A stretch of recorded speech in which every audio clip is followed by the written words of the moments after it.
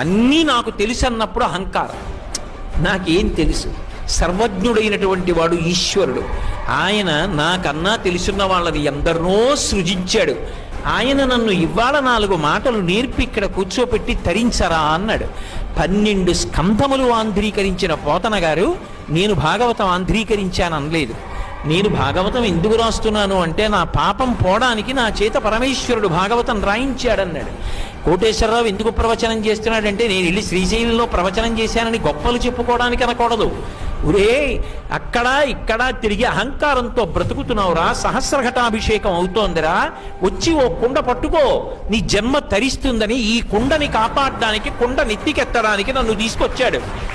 ఈ కుండ నెత్తి మీద పెట్టుకుంటే నిన్ను నెత్తి మీద పెట్టుకుంటాను రా అని చెప్తే రాడని, ప్రవచనం అంటే పెద్ద తెలిసిన మొనగాళ్ళ వస్తాడని తీసుకొచ్చాడు.